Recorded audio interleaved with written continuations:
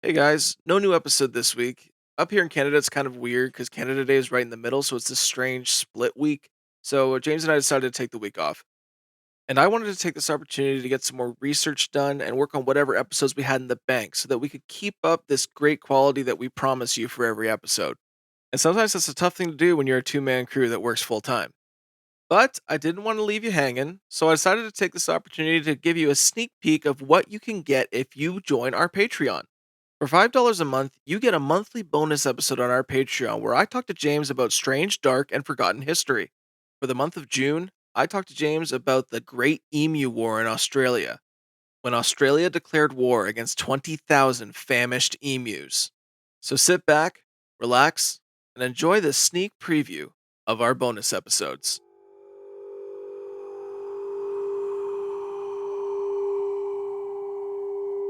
Welcome to the Dark Docent bonus episode.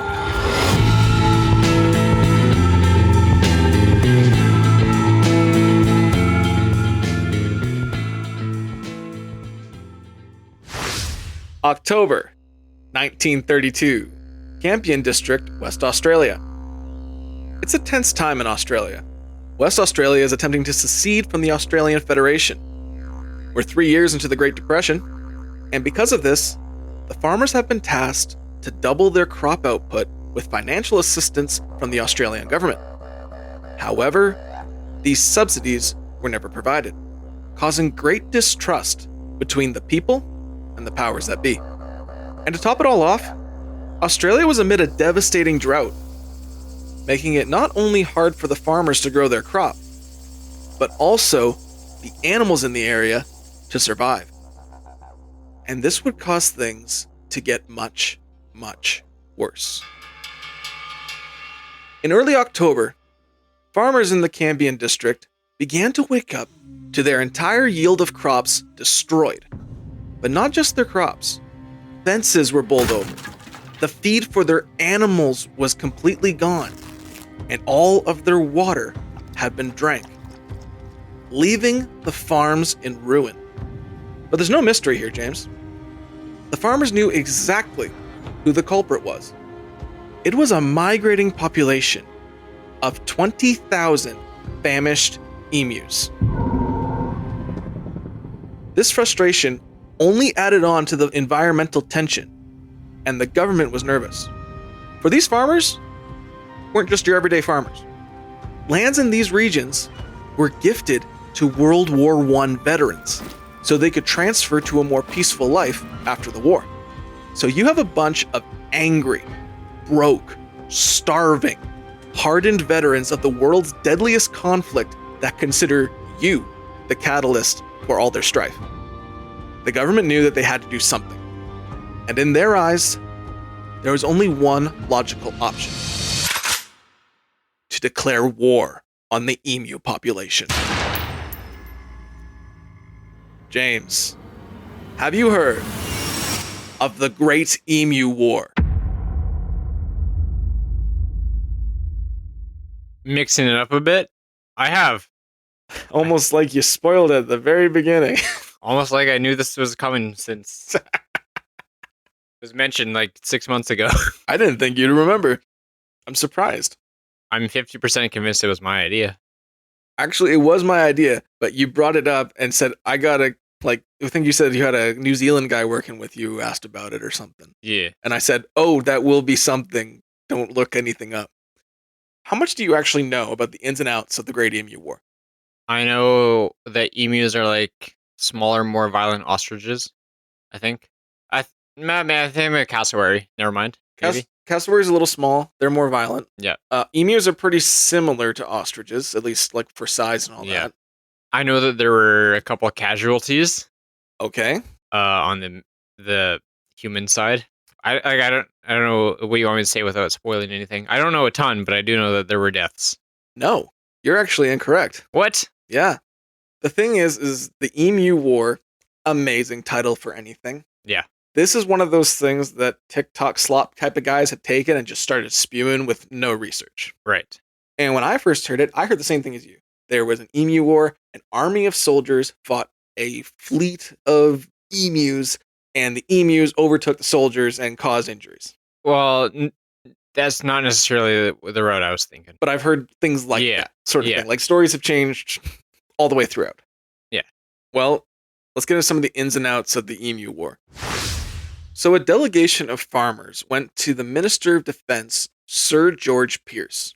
I actually have a picture of Pierce for you if you want to see him. Me as well. You have any drawings of him? I only got the picture this time. I'm very sorry. Hmm.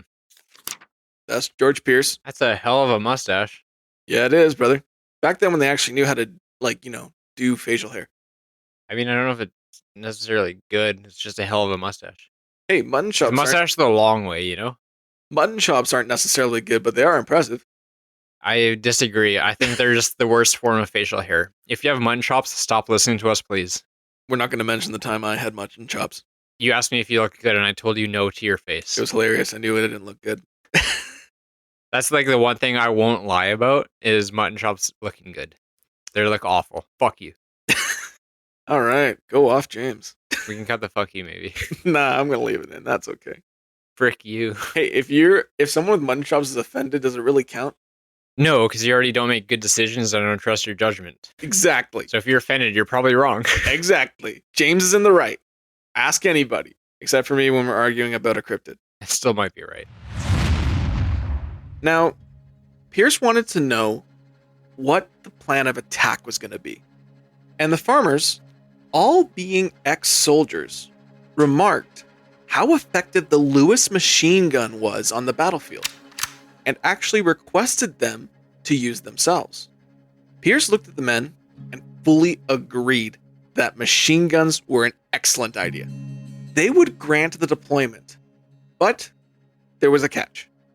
Only military men were to use the guns, the Western Australian government would finance transport, and the farmers had to supply food, accommodation, and they would have to cover the price of the ammunition.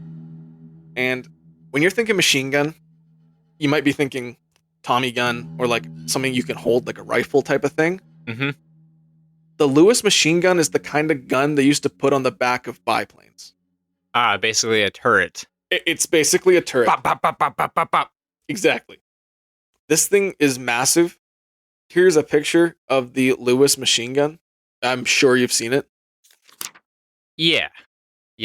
The big boy. I'm sure with that they'd have no trouble wiping out these birds. Here's the thing. They granted this. But some military personnel and political members didn't agree with this approach. Lots found it to be a waste of resources. However, Pierce justified it, saying the birds would make great target practice.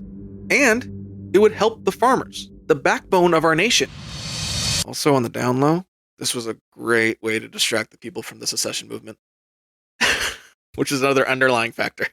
Oh yes, that little thing. Yeah, there was that little thing going on. Free Alberta. So the war was set to begin imminently. In October of 1932, 3 men from Royal Australia's Artillery 7th Heavy Artillery Division were sent to fight the emus. So they only sent 3 men. Those men were Sergeant S. McMurray, Gunner J. O'Halloran, and get ready for this name. I'm ready. No one's going to hear the silence. It's been about 20 seconds of getting ready for this name. It's a name. Emu Killer 69. And the commander of this unit, Major Gwynedd Purves Wyn Aubrey Meredith of the Royal Australian Artillery 7th Heavy Artillery Division. Damn.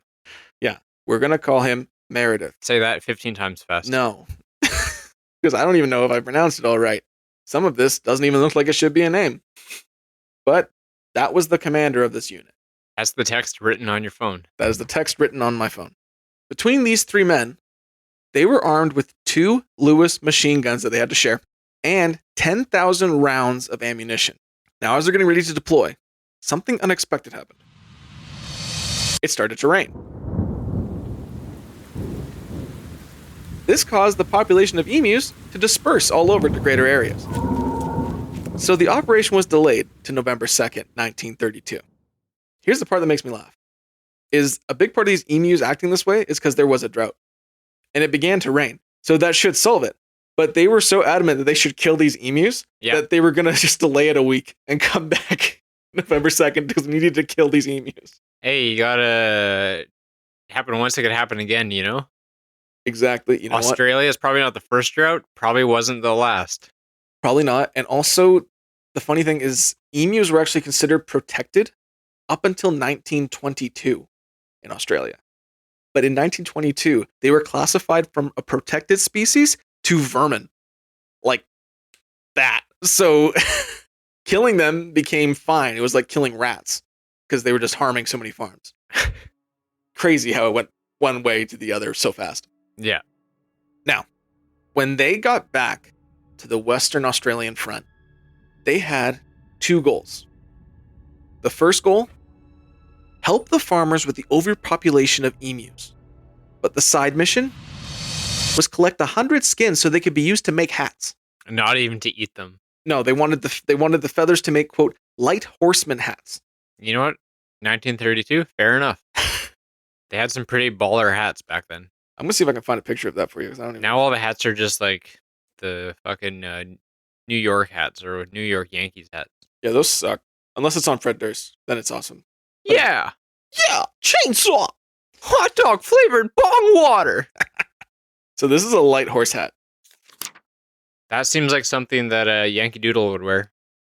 A little weird, but that's what they were used for. They were using the hide to make the hat and then the feather for the decoration. So that was the underlying side mission. But they were there, and it was time for their first attempt. On November 2nd, the men traveled to the Campion district, where they were told 50 emus were sighted. And as they got to the area, they saw them. About 50 emus spread all about in the field. One man went down on one knee and put the gun on his shoulder, and the other was behind him, ready to fire. And all of the locals came in and started to herd the emus and trying to get them into one spot so they could just clear cut them down. Yeah. Here's the thing. Emus are a lot smarter than they thought. And instead of going into one group, they just decided to scatter really fast in all different directions. They just began firing wildly, trying to get whatever they could. Here's the problem. They also didn't see how far their gun could shoot, and they were way out of range, so nothing really hit. But they were able to get closer, and they were able to kill, quote, a number of birds. What's that number? A number.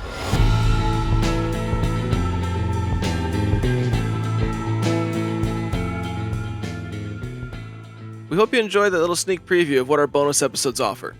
For as little as $5 a month, you get one of those every single month. But also, if you join our Patreon, our boy James will do an iPhone markup over one of your photos as a welcome and a thank you. You also get the opportunity to vote on your own 1 to 5 scale on each episode that we do each week. All of our links, including all of our social media presence, our Shopify store, and our Patreon, are in the description of every episode that we post, and as well as our show bio.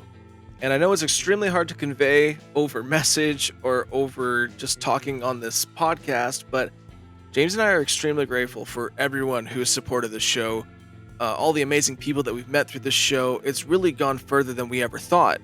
We couldn't be more proud for how far the show has gone, how excited we are to see where the show can go, and most importantly, how grateful we are for all of you listening and supporting us, friends, family, and fans. Thank you for listening, everybody. We'll see you on the next one.